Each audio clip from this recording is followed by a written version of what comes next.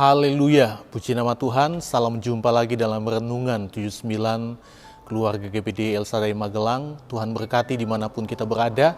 Mari kita siapkan hati kita menikmati kebenaran firman Tuhan pada saat ini yang saya beri tema belas kasihan Tuhan. Kita akan melihat di dalam Mazmur pasal 40 ayat 1 sampai ayatnya yang ketiga. Mazmur 40 ayat 1 sampai ayat yang keempat ayat yang keempat. Kita akan baca firman Tuhan. Ini adalah syukur dan doa dari Mazmur Daud. Aku sangat menanti-nantikan Tuhan, lalu ia menjenguk kepadaku dan mendengar teriakku minta tolong. Ia mengangkat aku dari lubang kebinasaan, dari lumpur rawa. Ia menempatkan kakiku di atas bukit batu, menetapkan langkahku. Ia memberikan nyanyian baru dalam mulutku untuk memuji Allah kita. Banyak orang akan melihatnya dan menjadi takut, lalu percaya kepada Tuhan. Puji nama Tuhan. Kita melihat dalam Mazmur ini, Mazmur Daud. Pemazmur di sini atau Daud melukiskan pengalaman hidupnya ketika ia jatuh ke dalam jerat dosa. Dan itu dijelaskan di dalam ayat yang ke-13. Sebab malapetaka mengepung aku sampai tidak terbilang banyaknya. Aku telah terkejar oleh kesalahanku sehingga aku tidak sanggup melihat. Lebih besar jumlahnya dari rambut di kepalaku sehingga hatiku menyerah. Ayat 13 ini menunjukkan betapa jahatnya kesalahan-kesalahannya. Bahkan di sini Daud dia melihat betapa jahatnya kesalahan-kesalahannya. Mungkin terjahat dari yang terjahat, dan ia melihat kesalahan-kesalahan itu mengepung dan mengancam dia. Kemanapun ia memandang, ia bisa melihat kejahatan yang sedang menantinya. Ia pun, kalau kita lihat di sini, Daud pun sadar bahwa apa yang dia alami itu semua karena dosa-dosanya. Dan di sini juga Daud melihat dosa-dosanya itu tidak terbilang banyaknya dan lebih besar jumlahnya dari rambut yang ada di kepalanya. Sampai di ayat 13 itu katakan sampai hatinya itu menyerah. Kalau kita melihat sehingga hatiku menyerah. Kita lihat juga di ayat yang ketiga dari Mazmur 40 ini. Dikatakan, ia mengangkat aku dari lubang kebinasaan, dari lumpur rawa. Ia menempatkan kakiku di atas bukit batu, menetapkan langkahku. Di sini Daud melihat dosa itu sama seperti lumpur hidup yang menghisap orang yang jatuh ke dalamnya untuk mati terbenam hidup-hidup. Semakin keras, kalau kita mungkin banyak lihat di TV bagaimana ada orang yang terperosok di lumpur rawa yang hidup, yang menghisap dia, di mana semakin dia akan berusaha dengan kekuatannya untuk keluar dari lumpur rawa itu, dia nggak akan bisa. Hanya jika ada pertolongan dari luar, orang itu dapat diselamatkan. Nah, ini yang Daud katakan di dalam ayat yang ketiga. Hanya kalau ada pertolongan dari luar, orang tersebut akan diselamatkan. Siapa yang dapat menolong dan menyelamatkannya? Ayat yang kedua dikatakan seperti ayat 2. Aku sangat menanti-nantikan Tuhan, lalu ia menjenguk kepadaku dan mendengar teriakku minta tolong. Di sini Daud menyatakan sebagai pribadi yang menanti-nantikan Tuhan, yang berarti ia sangat membutuhkan belas kasihan Tuhan untuk menolong dan menyelamatkannya dari dosa. Ayat 12 dan ayat 14 saya baca firman Tuhan. Engkau Tuhan, janganlah menahan rahmat-Mu daripadaku, kasih-Mu dan kebenaran-Mu kiranya menjaga aku selalu. Ayat 14, berkenanlah kiranya Engkau ya Tuhan untuk melepaskan aku. Tuhan, segeralah menolong aku. Jadi di sini Daud menyadari bahwa hanya Tuhan yang dapat menyelamatkan dia, dapat menolong dia dan memberikan keselamatan kepadanya. Namun di ayat yang ke-7 Kalau kita lihat di ayat yang ke-7 dikatakan seperti ini, engkau tidak berkenan kepada korban sembelihan dan korban sajian, tetapi engkau telah membuka telingaku, korban bakaran dan korban penghapus dosa tidak engkau tuntut. Ayat 7 ini kita bisa melihat bahwa pertolongan dan keselamatan itu tidak datang dari korban sembelihan, dari korban sajian, dari korban bakaran dan korban penghapus dosa. Ya, bangsa Israel melakukan itu di dalam perjanjian lama. Tetapi Daud melihat keselamatan itu tidak datang dari korban-korban tersebut. Ya. Tetapi keselamatan hanya kasih karunia. Karena di ayat yang ke-12 dikatakan, janganlah menahan rahmatmu daripadaku. Ya. Keselamatan itu hanya rahmat Tuhan. Atau belas kasihan Tuhan. Ya. Coba kita lihat Yohanes 3 ayat 16. Ini ayat yang sering kali kita baca. Yohanes 3 ayat 16. Karena begitu besar kasih Allah akan dunia ini, sehingga Ia telah mengaruniakan anaknya yang tunggal, supaya setiap orang yang percaya kepadanya tidak binasa, melainkan beroleh hidup yang kekal. Jadi hanya belas kasihan Tuhan lewat siapa? Lewat pengorbanan Yesus Kristus di atas kayu salib yang dapat menyelamatkan setiap orang yang jatuh di lumpur dosa.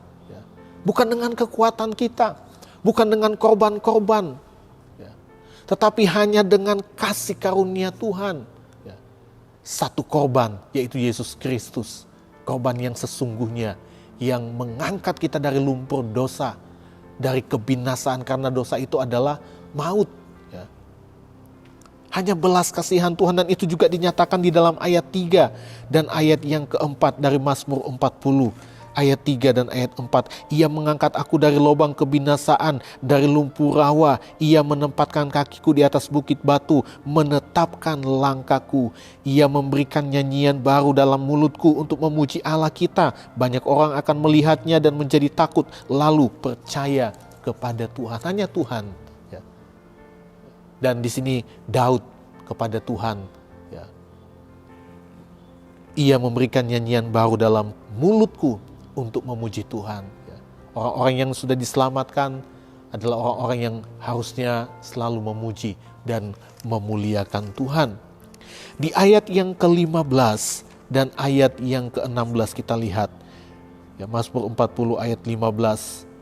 Biarlah mendapat malu dan tersipu-sipu mereka semua yang ingin mencabut nyawaku. Biarlah mundur dan kena noda mereka yang mengingini kecelakaanku. Biarlah terdiam karena malu mereka yang mengatai aku, syukur, syukur.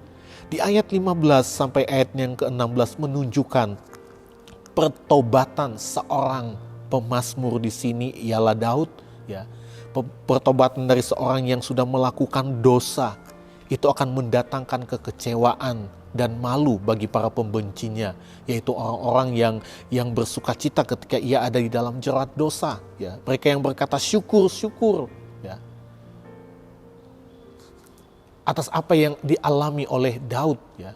Tapi pada akhirnya ketika ada pertobatan, ya, mereka justru yang mengatai seperti itu yang akan mendapat malu, yang akan kecewa. Ya. Nah, kita lihat pertobatan kita, anak-anak Tuhan, pertobatan setiap orang kepada Tuhan, itu akan mendatangkan kekecewaan besar bagi iblis, bagi kuasa kegelapan. Kenapa? Karena iblis tidak mau kita diselamatkan.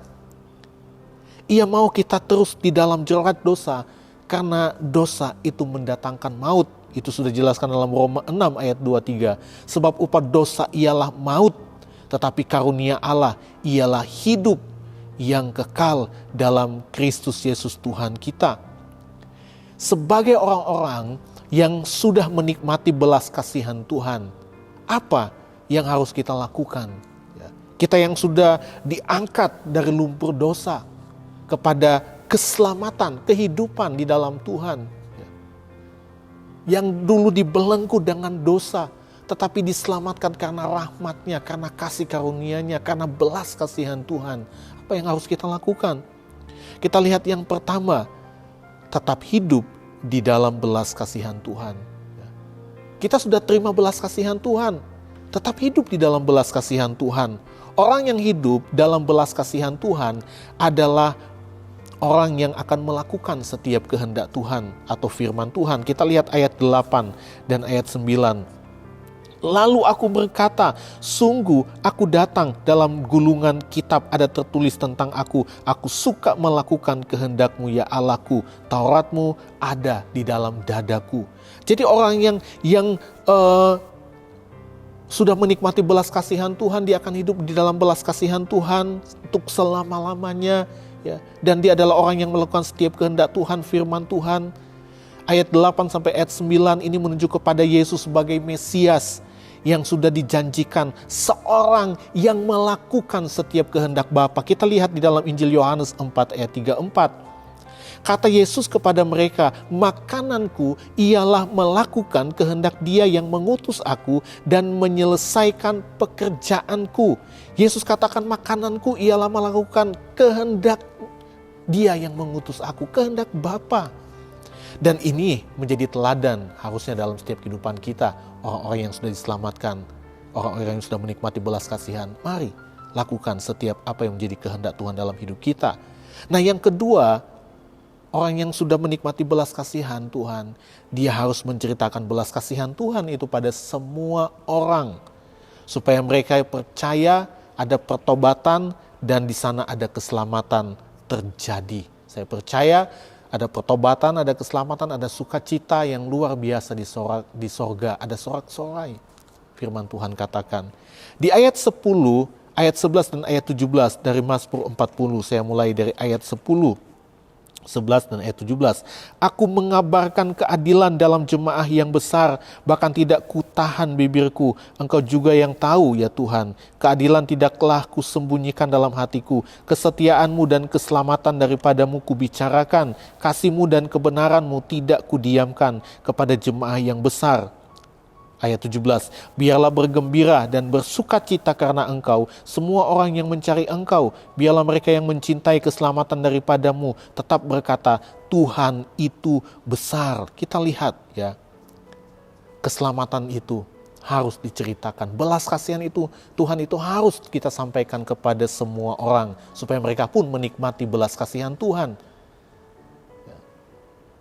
Di ayat yang ke-6, dikatakan juga seperti ini, banyaklah yang telah kau lakukan ya Tuhan Allahku, perbuatanmu yang ajaib dan maksudmu untuk kami, tidak ada yang dapat disejajarkan dengan engkau. Aku mau memberitakan dan mengatakannya, tetapi terlalu besar jumlahnya untuk dihitung. Kita lihat, Daud menyadari belas kasihan Tuhan itu memang tidak dapat diukur, tetapi belas kasihan Tuhan tetap harus disampaikan kepada semua orang.